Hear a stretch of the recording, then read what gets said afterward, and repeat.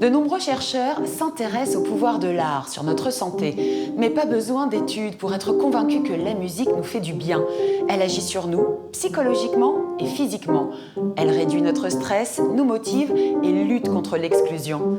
Démonstration en images à l'hôpital Saint-Vincent-de-Paul où la musicothérapie offre aux patients en soins palliatifs de l'émotion pure.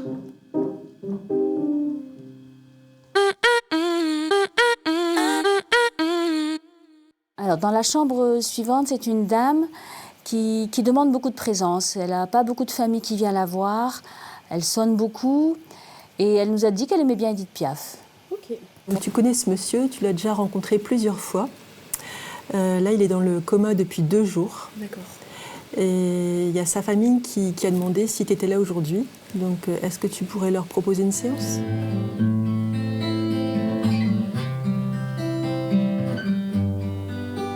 À l'hôpital Saint-Vincent-de-Paul, de la musique s'échappe souvent du service de soins palliatifs. C'est ici qu'Andrea Schindler propose des séances de musicothérapie à des personnes malades ou en fin de vie.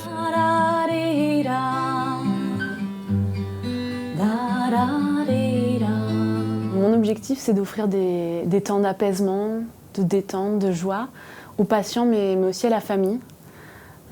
Quand je rentre dans une chambre, en fait, je propose plusieurs choses. Donc la personne, je peux l'inviter par exemple à essayer des instruments de musique qui sont faciles à utiliser. Et à travers l'exploration de ces instruments, ils peuvent exprimer des émotions, ils peuvent libérer des tensions.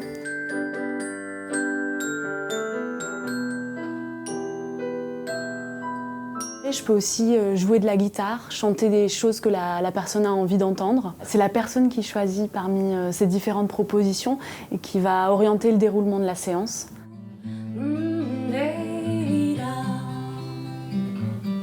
Après chaque séance, je fais un retour écrit et oral à l'équipe pour leur transmettre des informations qui peuvent être précieuses pour la suite de la prise en charge du patient.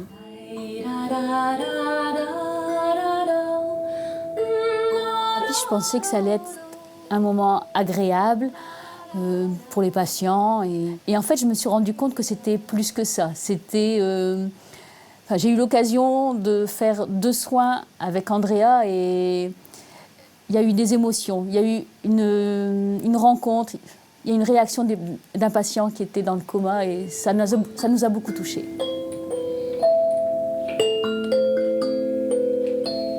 La création est une transmission de l'être. Cette phrase, signée Marie-Agnès Gillot, ancienne étoile du Ballet de l'Opéra de Paris, vous convient parfaitement, Andrea Schindler. Bonjour. Bonjour. Ce que vous créez à travers les soins est très fort. Il y a cette notion de transmission, mais surtout de don de soi. En fait, on donne, mais on reçoit tellement en retour. C'est assez extraordinaire de voir dans ce genre de soins ce qui peut se passer en fait dans l'échange avec les personnes. Et il y a une réciprocité vraiment très belle. Comment devient-on musicothérapeute ? Alors, en ce qui me concerne, moi j'ai commencé le piano à l'âge de 4-5 ans, un petit peu avec ma grand-mère, en pianotant avec elle. Et puis ensuite, j'ai fait une dizaine d'années de piano classique au conservatoire. Au-delà de la musique qui est ma passion, j'avais aussi envie de faire quelque chose pour l'autre. Pour l'autre, peut-être dans le social, dans l'éducatif, dans le pédagogique. Je ne savais pas trop, en tout cas je me cherchais. Et quand j'ai appris que la musicothérapie, c'était quelque chose qui existait dans les hôpitaux, voilà, qui était utilisé dans plein de contextes différents, je me suis dit, tiens, ça, ce serait quelque chose Ça, c'est pour moi. Qui pourrait me correspondre. Ouais. Alors parlons de ce lieu extraordinaire. Ouais. Nous sommes installés aujourd'hui à l'Art à Lille, qui est une association, mais surtout une galerie d'art, une galerie collégiale. Vous pouvez nous en dire quelques mots ? Moi, j'ai découvert ce lieu il y a 4 ans, un peu par hasard. Je suis venue voir un concert ici, parce qu'il y a aussi des concerts qui sont organisés justement dans cet espace-là. Et donc, j'ai rencontré Véronique Dalle, qui est la maîtresse des lieux. Et je lui ai proposé, en fait, de faire des ateliers de musicothérapie, des ateliers de chant. Alors justement, c'est un lieu de vie et de créativité. Vous, à l'hôpital, dans vos séances de musicothérapie, vous n'utilisez pas que la musique, vous utilisez également par exemple la peinture. Alors comment vous combinez les différentes formes d'art ? J'aime beaucoup, par exemple, utiliser la peinture en même temps que l'écoute d'une playlist de musique qui vont venir solliciter différentes émotions et on va pouvoir s'exprimer avec la couleur, avec la peinture, comme on va pouvoir s'exprimer avec le chant, comme on va pouvoir s'exprimer avec notre corps. C'est vraiment très très riche et ça permet peut-être d'amener les patientes ou les patients encore plus loin. De temps en temps, on a des expériences avec des personnes où on est quasiment sûr que la personne a sûrement fait des années de musique, des années de solfège, et en fait, on se rend compte que pas du tout. La personne, c'est une découverte totale. Mais finalement, je crois que cette créativité, c'est ce que tout le monde a à l'intérieur, et c'est ce que tout le monde peut révéler si on arrive à mettre la personne dans une disposition suffisamment de l'ordre de la confiance, en fait, parce qu'on a tous écouté de la musique depuis toujours, on est tous remplis d'une musicalité et c'est là. Mais il faut simplement que la personne puisse avoir confiance en ce qu'elle a, en ses potentialités, sa créativité. Et je crois que si on arrive à faire ça, c'est déjà énorme. Alors vous intervenez auprès des patients en fin de vie, en soins palliatifs, mais également auprès de personnes qui souffrent de troubles du comportement alimentaire. On vous retrouve à l'hôpital Saint-Vincent-de-Paul et on en parle juste après.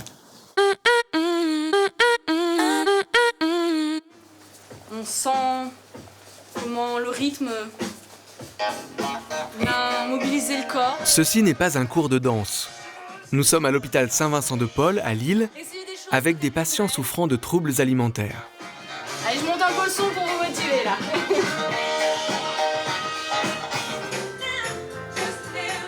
Dans cet hôpital, cela fait 30 ans que la musicothérapie permet de soigner des pathologies très diverses avec des résultats éloquents. La musique.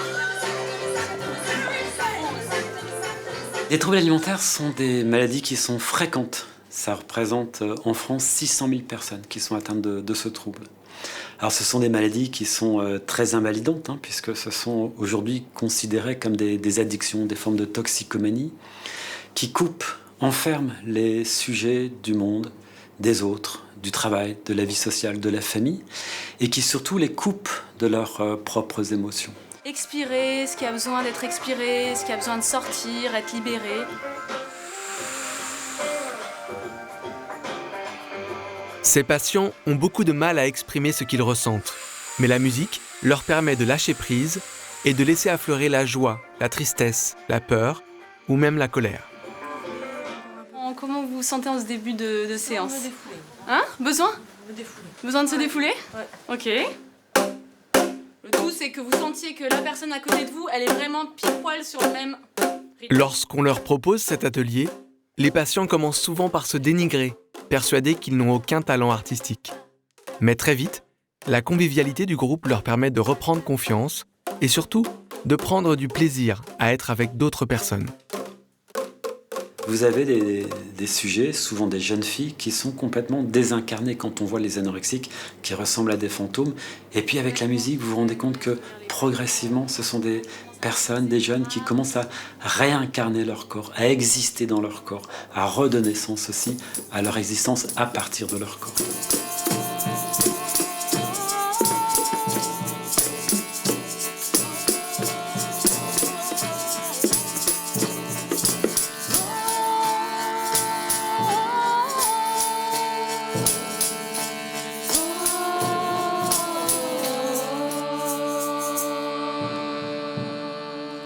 Un chant d'amour, ça vous dit ? Essayez d'avoir juste peut-être l'intention de chanter pour remplir tout l'espace.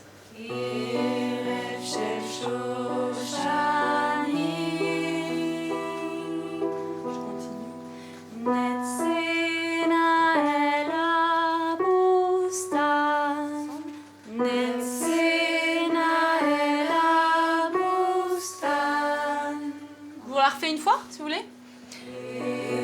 La musicothérapie, si on se met véritablement à l'exercer, on va se rendre compte qu'on va diminuer les traitements anxiolytiques, qu'on va diminuer les somnifères, parce que vous allez créer au sein de l'hôpital ou à l'intérieur des soins toute une dimension à la fois de bien-être, de convivialité, d'apaisement, de sérénité, qui au fond n'a pas de prix pour la santé des gens. Et la même chose avec les ou. pour vous? Agréable, pas agréable? Ça a été libérateur, on va dire, aujourd'hui. Ça m'a fait du bien, ouais, les percus, tout ça. Petite émotion. Ouais. Bon, on laisse l'émotion si... Mais le groupe était chaud.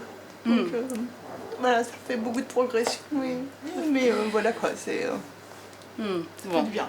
Bon, mais super. Merci. Mais... Andrea Schindler, le merci de cette jeune fille à la fin du reportage, c'est un énorme cadeau. On a l'impression d'assister à une renaissance. C'est vrai que c'est absolument fabuleux.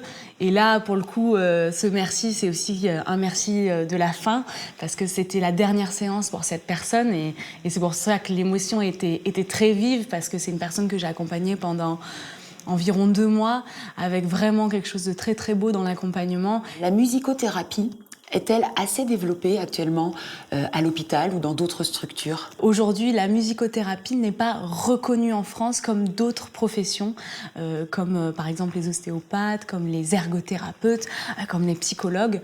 Donc moi, aujourd'hui, je suis dans une fédération française de musicothérapeutes qui vraiment fait un grand travail pour que ce métier soit reconnu et que le titre soit protégé. Ça se développe dans les hôpitaux, ça se développe dans des secteurs de soins, de pédagogie, des secteurs éducatifs, mais je pense que ça peut aller encore beaucoup plus loin. Justement, il faut être reconnu, mais il faut aussi être soutenu. Lara Lille et son projet de musicothérapie à l'hôpital a reçu le premier prix de l'appel à projet lancé par la Fondation du Crédit Mutuel Nord-Europe. Qu'est-ce que cela représente pour vous? Et d'avoir eu le premier prix, ça nous a vraiment, vraiment beaucoup touchés. Parce qu'aujourd'hui, c'est une manière de montrer que la musicothérapie a du sens. On a très, très peu de financement public pour ce genre de métier. Donc c'est absolument fabuleux que le Crédit Mutuel nous soutienne.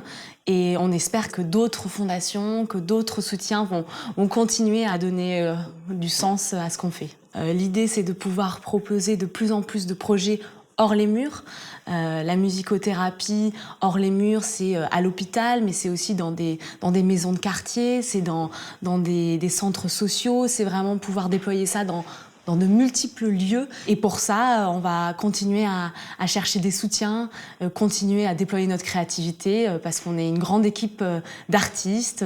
Des artistes généreux. Merci beaucoup, Andrea. Merci à vous, merci beaucoup. Et bravo. Merci.